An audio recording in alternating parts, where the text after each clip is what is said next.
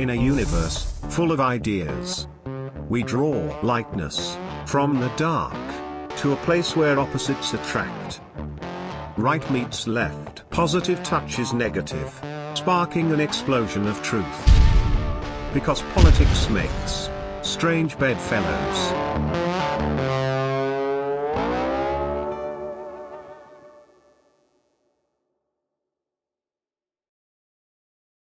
Last month, Bobby Kennedy had dinner in Las Vegas at the Bellagio with former CIA director under President Trump, Mike Pompeo, who I think is the devil incarnate. And he was also Secretary of State for President Trump. But I don't know if you saw the RFK interview with Tucker Carlson. It was really good. But he talked about that dinner. And we played it here last week on Strange Bedfellows of Bobby explaining things that Pompeo told him at the dinner. And Pompeo came to him sort of in a sneaky way, like you might expect a CIA guy to do. And he said, you know, Bobby, there are people inside that agency who don't have the U.S.'s best interest at heart. Really? I'm shocked to find that out. Tell me something I don't know. But it seemed to me that he did that because he knew that if Bobby gets elected, there's going to be some prosecutions coming. And I think that was his way of saying, please don't prosecute me. I'm your friend. You know, Mike, I think he's a snake, and he slithered his way into the Trump campaign and gained the trust of President Trump. And in 2017, when it was Trump's turn to release the JFK files, the still secret files after 60 years about the assassination of a president, in which I believe that agency was heavily involved, if not the architects of the whole operation. Most of the files that are still classified are CIA files. And it was Mike Pompeo who went to President Trump after Trump said, I'm going to release everything. I'm going to put all the CIA files out there. The very next day, he gets a visit from Mike Pompeo, who says, sir, we can't release those, national security, blah, blah, blah. And he prevailed. And Trump did what Mike Pompeo told him to do. Then Trump promoted him to Secretary of State. And I should also say, and Tucker, thank goodness, challenged Kennedy on this during that interview. He reminded Kennedy that it was Mike Pompeo who had a plan to kidnap and or assassinate Julian Assange. Kennedy has pledged to pardon Julian Assange on day one of his presidency if he's elected. Now, what I found amazing, and you probably did too when you saw the interview, was that Bobby seemed to be surprised to hear this. He didn't know that. When Tucker told him, you can see the look on his face. He's like, huh? Is that right? Is that true? And Tucker's like, you're damn right it's true. And Tucker did a report last year on his show about the JFK assassination.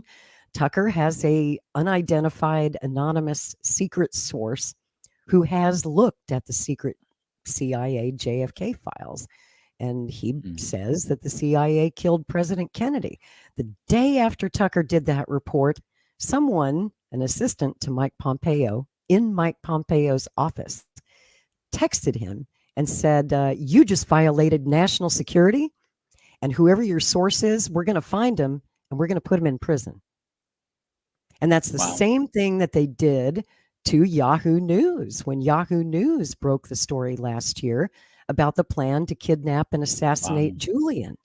He went on the Megyn Kelly show. Mike Pompeo went on with Megyn Kelly and said to the whole world that Yahoo News, at the time I was working for Yahoo News, that our staff who worked on that story and our sources should be prosecuted under the Espionage Act and that we should all go to prison. So this is not a man to be trusted. And it concerns me because Bobby seemed to be really kind of liking Mike Pompeo there for a minute until Tucker told him, hey, this guy is not your friend. And then Bobby changes his tune and says, oh, well, I guess I probably shouldn't be cozy with Mike Pompeo. But in that interview, what I'm getting at here is Bobby was talking about this dinner that he had with Pompeo in Las Vegas last month, but he would not name the other people who were there at that dinner party. And we talked about it on Strange Bedfellows last week. We were all just kind of wondering, wonder who else was at that dinner table. Well, I found out. You want to know? Hang on to your hat. Hillary Clinton. Oh. Not joking. She was there. Hillary Clinton was at that dinner table. Yes. Oh my gosh. Yes. Well, I've known that they're friends. They're, that's been public. Oh yeah. He supported her every time she ran. He did. Yeah, even as a war criminal. Yeah, that is concerning. It's concerning to me that I just, first of all, I kind of wonder, why isn't anybody in his campaign kind of warning him about people like this? How does he not know these things about Pompeo, who he's meeting with? Right. Different campaigns that I've worked on, for example, like when I worked with Kerry on his PAC, which is a very eye-opening experience, Democratic Party for me. Oh, I bet. It was my job to arrange his meetings with big donors. And sometimes I would go to them with him. And so we would go to different boardrooms around Washington, D.C., these like K Street boardrooms, or we would go to the private homes of, these really rich Democratic Party donors. And before that, one of my jobs was to write him the bios of the people who were going to be there and to find out who was going to be there. And so, and this was something, it was a piece of paper. He would read it as a briefing. He'd read it on the way or, before that. So we always knew, and he always knew who was there. And it just kind of surprises me that, how can there not be anybody around him who's telling him, maybe this isn't the best idea. Maybe nothing good can come from associating with this character. And it gets to something else that concerns me about the campaign, which is that, both in the case of like Amaryllis Fox, and this meeting you're describing, there seems to be or I wonder if there's a school of thought in the campaign that says that, maybe by having some connections here or there, maybe by showing a little bit of friendliness, a little bit of safety to the intelligence community or some people in it, maybe a little bit of a wink here and there, maybe they won't kill you like they killed your dad and your uncle. Right. Or sabotage us in whatever way, like sabotage, the campaign. Yeah. I mean, why didn't Amaryllis warn him about Mike Pompeo? Does she think that Pompeo's one of the good guys? Because if she does, I'm afraid she is mistaken. And you're right, Nick, the way they always do it, the way that they get the candidate in their web like a spider trapping a bug is through money, through donations, because they know that obviously we need donors. And this dinner party was set up as a, the fetch, the lure to get Bobby to come to Las Vegas was, donors, big donors. And one of his big donors is a veteran Wall Street executive by the name of Omid Malik. I don't know if you know who he is, but he's the guy that set up this whole dinner in Las Vegas at the Bellagio. And he got Bobby to fly there, right, across the country. He made a special trip. Now, the others at this dinner, this is where it starts to get very interesting. The others were in town already because they were all speaking at the Scale Global Business Summit, which was going on in Las Vegas. So in addition to two former secretaries of state, Mike Pompeo, Secretary of State for Trump, Hillary Clinton, Secretary of State for Obama, you also had Trump's former economic advisor, Gary Cohn. He was at the dinner, and he confirmed that he was at the dinner. Treasury Secretary Larry Summers and DNC mega donor Mark Lazary was also there. So we had some big bucks sitting at this table and a lot of power, and there's more. But wait for it. Also at the dinner was former UK Prime Minister Boris Johnson. Wow. Wow. You know what this kind of reminds me of, Lori, is when all the big Hillary Clinton donors took Kamala Harris out into the Hamptons, and they basically, had this event with her, and that was where it was decided that Kamala was going to be the nominee in 2020. Of course, they failed because Kamala's just horrible.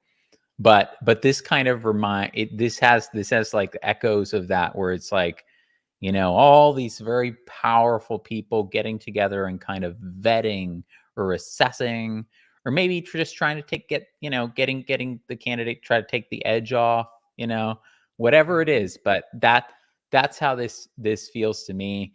And I worry, because the source of Bobby's popularity are his principles. It is, what it is the fact that he's against these people. He's against what they stand for. And I worry that, in the campaign, there will be some people who kind of jump the gun and say, you know what, we're not seeing the poll numbers rise fast enough. We're not doing well enough in South Carolina. We're not doing blah, blah, blah, whatever. We need to reorganize. We need to reshift the strategy. We need to become more friends with the establishment. We need to, go in that direction, because then they won't have the same opposition to us. And then, maybe that will help us, kind of break through in a way that we're not. That's the biggest mistake you can make. Exactly. That will kill your support. It will neutralize your campaign. And I know, because I saw Bernie make the mistake firsthand.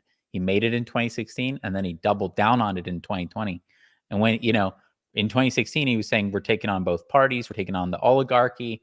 He was like railing against Hillary Clinton, her Wall Street speeches, calling her corrupt and everything. In 2020, it was just a shadow of the campaign. He was calling Joe Biden his friend. He was no longer going after the Democrat Party. He wasn't talking about the oligarchy. He wasn't talking about political revolution anymore.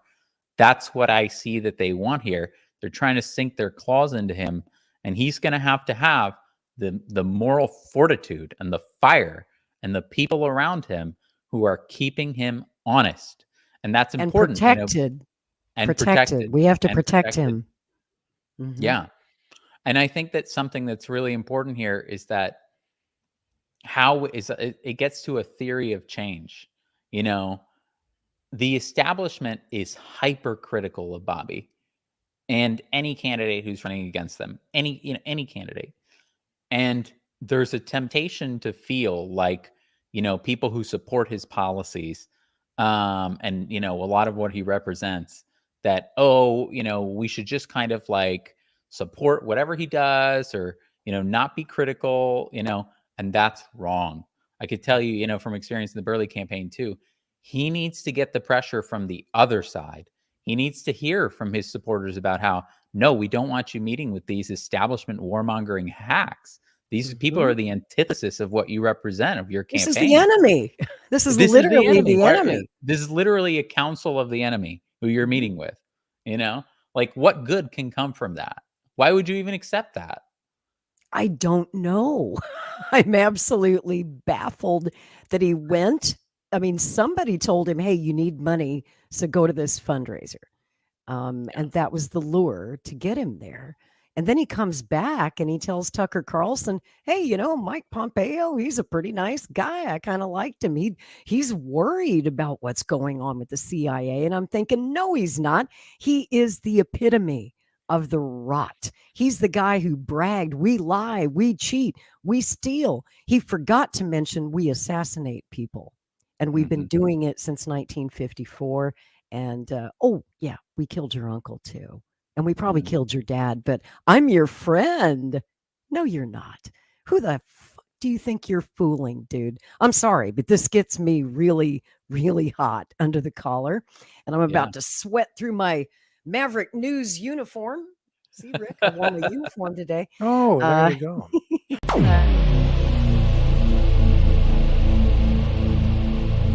This has been a Maverick Multimedia production.